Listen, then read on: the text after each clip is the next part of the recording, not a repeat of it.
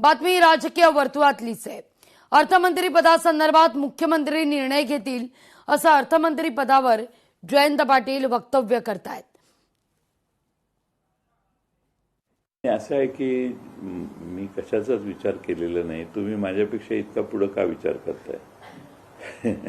तुम्ही एक तर मुख्यमंत्र्यांचा खाते वाटपाचा अधिकार आहे, तोही तुम्ही हिरावून घ्यायला लागलेला, तो त्यांचा अधिकार आहे। महायुतीकडून लाडक्या बहिणींची फसवणूक आहे। ठाकरे सेनेच्या उपनेत्या सुषमा अंधारे यांचा आरोप आहे।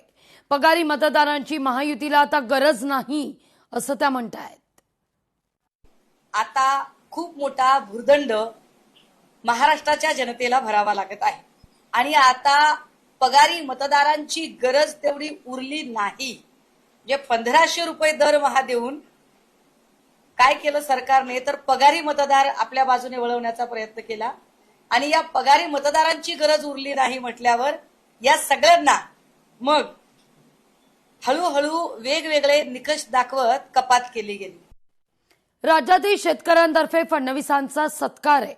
56 लाख शेतकऱ्यांतर्फे हा भव्य सत्कार केला जातोय। ही थेट दृश्य पाहूया। 56 लाख शेतकऱ्यांतर्फे फडणवीसांचा सन्मान करण्यात आलेला आहे। शेतकरी कर्जमुक्ती योजना ही जाहीर केल्यानंतर हा सन्मान सोहळा या ठिकाणी वायबी चव्हाण सेंटरमध्ये पार पडतोय।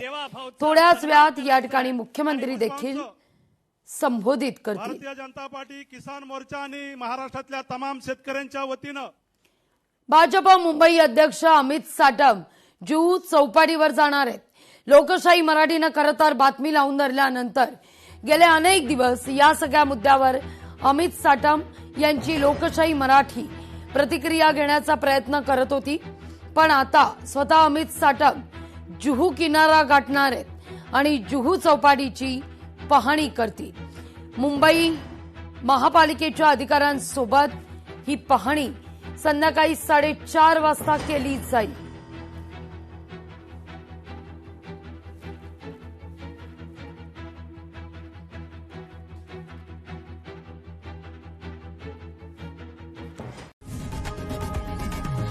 लोकशाही मराठी ऐका, पहा, जागरूक रहा।